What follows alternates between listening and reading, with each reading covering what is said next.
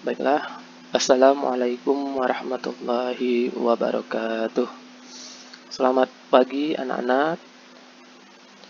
Alhamdulillah, segala puji dan syukur kita hadirkan pada Allah Subhanahu wa Ta'ala, yang mana memberikan kita nikmat sehat, nikmat umur, bahkan kita bisa bertemu kembali di pelajaran pendidikan Pancasila dan kewarganegaraan.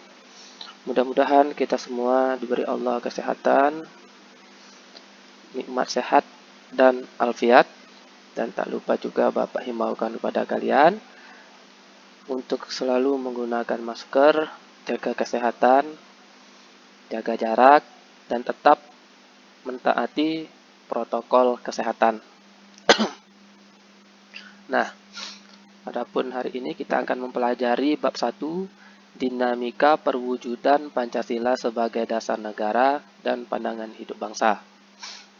Nah, adapun kompetensi dasar yakni mensintesiskan isi alinea dan pokok pikiran yang terkandung dalam pembukaan UUD 1945. Nah, adapun tujuan pembelajarannya yakni aspek religius. Setelah kalian mempelajari ini, kalian diharapkan untuk nanti mempunyai rasa sikap bersyukur atas perumusan Pancasila sebagai dasar negara, bersyukur memiliki para pendiri negara yang memiliki komitmen terhadap bangsa dan negara.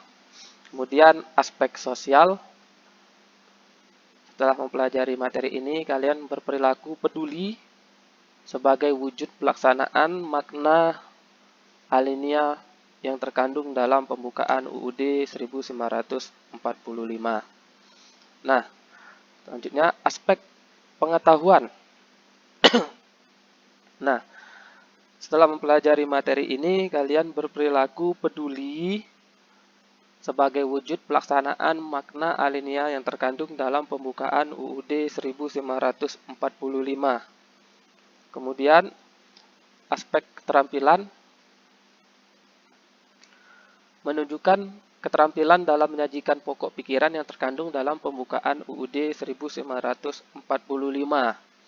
Kemudian, setelah mempelajari ini, kalian bisa menunjukkan keterampilan menanya tentang pokok pikiran yang terkandung dalam pembukaan UUD 1945. Kemudian, kalian nanti bisa menyusun laporan hasil telaah tentang pokok pikiran yang terkandung dalam pembukaan UUD 1945. Adapun penguatan pendidikan karakter nanti yakni nasionalisme, jujur, disiplin, dan mandiri. Kemudian, selanjutnya kita akan mempelajari makna alinea pembukaan UUD Republik Indonesia tahun 1945, yakni alinea yang pertama.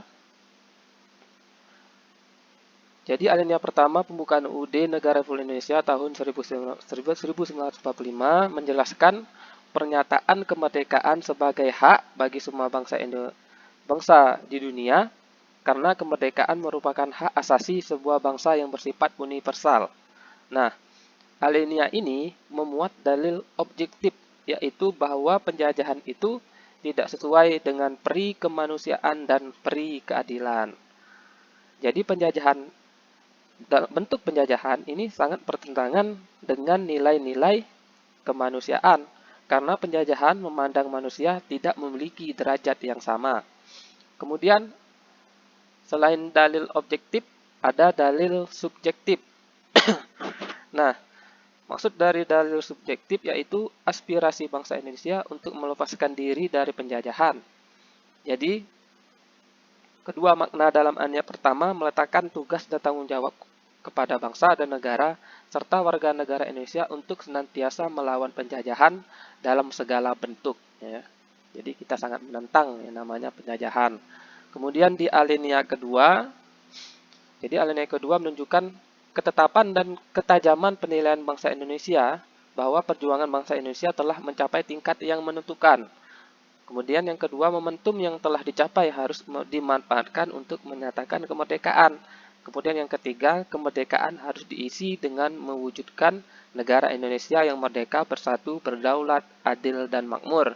Kemudian alinea ini juga menjelaskan bahwa kemerdekaan sebagai cita-cita bangsa Indonesia telah sampai pada saat menentukan perjuangan bangsa Indonesia dalam merebut kemerdekaan. Kemudian alinea ketiga, jadi alinea ketiga ini menjelaskan bahwa kemerdekaan yang dicapai oleh bangsa Indonesia adalah rahmat dan anugerah Tuhan yang Maha Kuasa. Nah, hal ini merupakan motivasi spiritual perwujudan sikap dan keyakinan bangsa Indonesia terhadap Tuhan yang Maha Esa. Nah, maksud dari alinea ketiga ini, melalui alinea ketiga ini, bangsa Indonesia menyadari bahwa tanpa rahmat Tuhan yang Maha Kuasa, maka kita sebagai bangsa Indonesia tidak akan meraih kemerdekaan.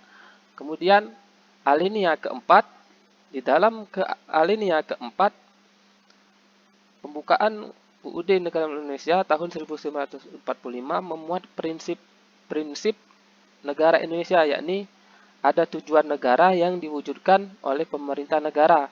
Ada ketentuan diadakannya Undang-Undang Dasar. Kemudian ada bentuk negara, yaitu bentuk republik yang berkedaulatan rakyat. Kemudian ada dasar negara, yaitu Pancasila. Jadi di dalam alinea keempat ini memiliki tujuan negara yang hendak diwujudkan. Nah, tujuan ini merupakan arah perjuangan bangsa Indonesia setelah merdeka.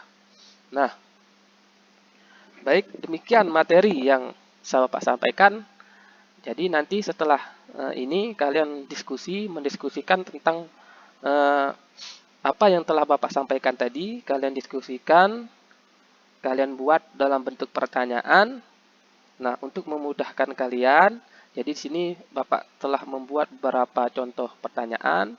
Nanti kalian buat ini ya pertanyaannya, kalian catat, dan kemudian kalian tambahkan ya, bisa menjadi 10 pertanyaan atau lebih dari 10 pertanyaan, itu lebih baik ya. Nah, jadi kalian diskusi, kalian buat pertanyaan, kalian jawab pertanyaan itu, nanti kita ketemu lagi di aplikasi Zoom. Jadi ini kalian diskusikan di WhatsApp, nanti ketemu lagi di Zoom. Nah, jadi nanti setelah masuk di Zoom kita presentasi hasil tugas diskusi kalian. Baik, hanya itu yang bisa Bapak sampaikan, kurang lebih Bapak minta maaf. Bapak akhiri, bila wali taufiq wal hidayah. Wassalamualaikum warahmatullahi wabarakatuh.